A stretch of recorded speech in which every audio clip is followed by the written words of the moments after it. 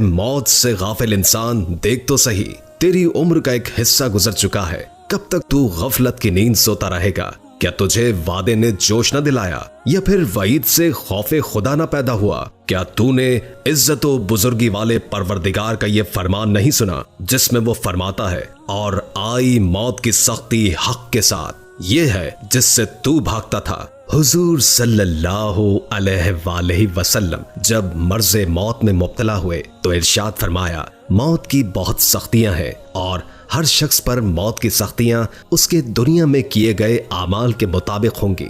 इन सख्तियों को सकरात कहने की वजह यह भी है कि इनके ज़हूर के वक्त अक्लें ज़ाइल हो जाती हैं। इंसान ऐसा हो जाता है कि जैसे नशे में मदहोश शख्स होता है, क्योंकि मौत के वक्त बंदे पर उसके अच्छे बुरे अमाल जाहिर हो जाते हैं जिनके मुताबिक उसको जजा मिलेगी। बस गीबत करने वाले के होठ आग की कैंचियों से काटे जाएंगे और गीबत सुनने वालों के कानों में जहन्नुम की आग भर दी जाएगी। जालिम की रूह हर मजलूम पर तकसीम कर दी जाएगी। हराम खाने वालों के लिए हराम में ज़रक़ौम यानी जहन्नुम के कांटेदार दरख्त का इंतहाई कड़वा फल दिया जाएगा। इसी तरह नज़ा की सख्तियों के वक्त बंदे पर उसके दीगर आमाल भी जाहिर हो जाएंगे और यूं मैयत पर तमाम सख्तियां एक एक करके गुजरेंगी। आखिरी सख्ती गुजरते वक्त उसकी रूह कब्ज़ हो जाएगी। कब्र जन्नत का बाग या जहन्नुम का गढ़ा। हुजूर करीम सल्लल्लाहु अलैहि वसल्लम ने एक बार अपने चंद सहाबा कराम को हंसते हुए देखा तो आपने इरशाद फरमाया, अगर तुम लज्जतों को खत्म करने वाली मौत को याद करते तो इससे गाफिल हो जाते, यानी ना हंसते। फिर इरशाद फरमाया, लज्जतों को काटने वाली मौत को कसरत से याद किया करो, और बेशक कब्र जन्नत के बागों में से एक बाग या जहन्नुम के गढ़ों में से एक गढ़ा है। कौम बनी इसराइल हजरत ईसा अलैहिस्सलाम के पास गए और फरमाया, आप हजरत साम बिन नूह अलैहिस्सलाम की कब्र पर जाइए और उनको जिंदा कर दीजिए, तब हम आपको नबी मानेंगे। हजरत ईसा अलैहिस्सलाम हजरत साम बिन नूह अलैहिस्सलाम की कब्र पर गए, 2 रकत नमाज अदा की और अल्लाह से उनको जिंदा करने की दुआ फरमाई। अल्लाह पाक ने उनको जिंदा फरमा दिया। वो खड़े हुए तो हजरत ईसा अलैहिस्सलाम ने देखा कि उनके सर और दाढ़ी के बाल सफेद थे।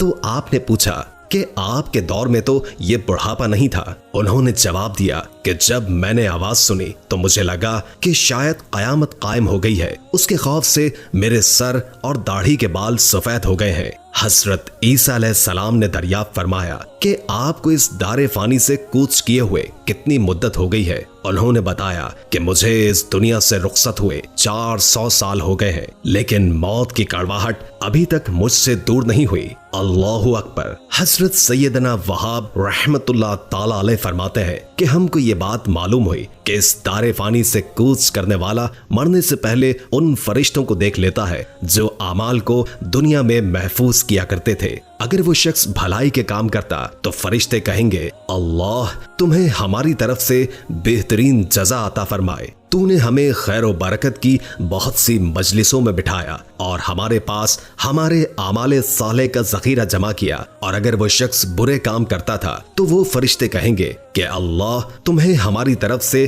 अच्छी जजा न दे। तूने हमें शर की बहुत सी मजलिसों में बिठाया और बुरी गुफ्तगू सुनवाई। उस वक्त उसकी आंखें पथरा जाती हैं और फिर वो दुनिया की तरफ कभी नहीं लौटता।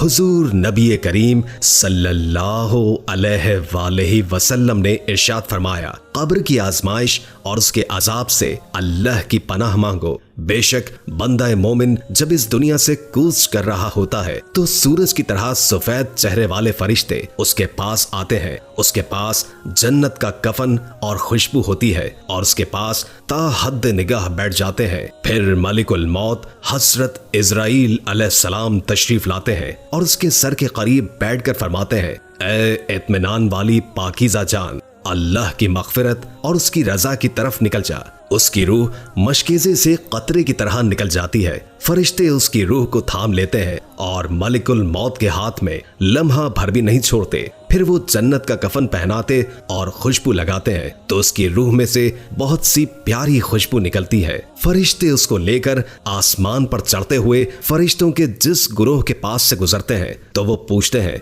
ये पाकीज़ा रूह किसकी है? फरिश्ते जवाब देते हैं ये फुला बिन फुला की रूह है और अच्छे अच्छे अलकाबात से उसका नाम लेते हैं, यहाँ तक कि वो आसमानी दुनिया तक पहुंच जाते हैं और उसका दरवाजा खुलवाते हैं तो उनके लिए दरवाजा खोल दिया जाता है। इसी तरह हर आसमान वाले उसको दूसरे आसमान तक पहुंचाते हैं, यहाँ तक कि वो 7वें आसमान तक पहुंच जाता है। अल्लाह इरशाद फरमाता है इसका नामाए अमाल इल्लियीन में है। ये वो मकाम है जहां नेक लोगों के अमाल लिखे जाते हैं, उसमें लिख दो और उसकी रूह को जमीन की तरफ दोबारा लौटा दो। फिर उसकी रूह जिस्म में लौटा दी जाती है और उसके बाद 2 फरिश्ते आकर पूछते हैं मन रब्बुका, यानी तेरा रब कौन है। वो जवाब देता है कि मेरा रब अल्लाह है। वो पूछते हैं मा दीनिका, यानी तुम्हारा दीन कौन सा है। तो वो जवाब देता है कि मेरा दीन इस्लाम है। इसके बाद फरिश्ते पूछते हैं कि तुम्हारा नबी कौन है। तो वो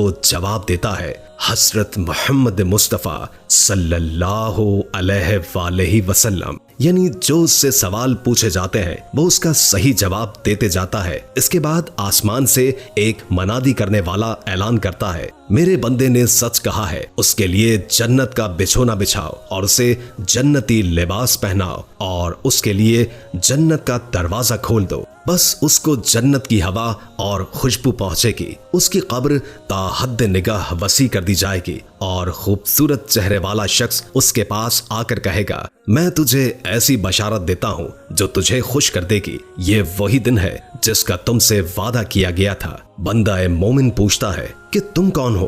तो वो जवाब देता है मैं तुम्हारा नेक अमल हूँ। जन्नत की नेमतों को देखकर दिल में पैदा होने वाले शौक की वजह से जन्नती कहता है या रब कयामत कायम फरमा ताकि मैं जल्द से जल्द जन्नत में दाखिल हो जाऊं। इसी तरह हुजूर करीम सल्लल्लाहु अलैहि वसल्लम इरशाद फरमाते हैं कि जब काफिर दुनिया से जा रहा होता है तो उसके पास सियाह चेहरे वाले फरिश्ते आते हैं जिनके पास बालों से बने हुए कंबल होते हैं।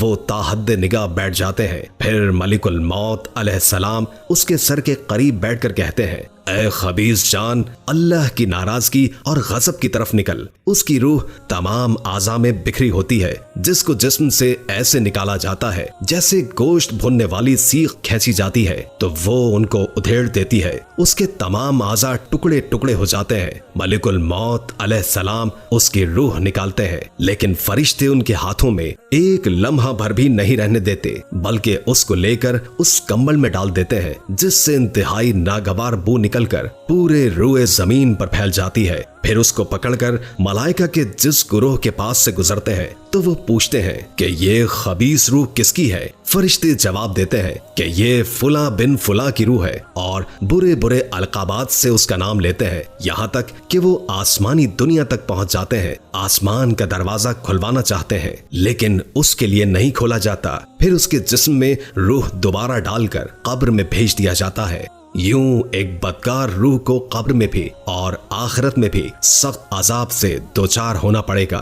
अल्लाह पाक हम सबको ऐसे बुरे अजाब से महफूज रखे, आमीन। उम्मीद है कि आज की वीडियो आपको अच्छी लगी होगी। अगर वीडियो अच्छी लगी हो तो लाइक करके हमारे चैनल को सब्सक्राइब कर दें और कमेंट बॉक्स में कमेंट करके अपनी आरा से भी आगाह करें और बेल आइकॉन को क्लिक कर दें ताकि हमारी नई आने वाली वीडियोस का आपको पता चलता रहे। अगर जिंदगी रही तो एक और वीडियो के साथ इंशाअल्लाह हाजिर होंगे। अभी हमें इजाजत दीजिए। अल्लाह हाफिज।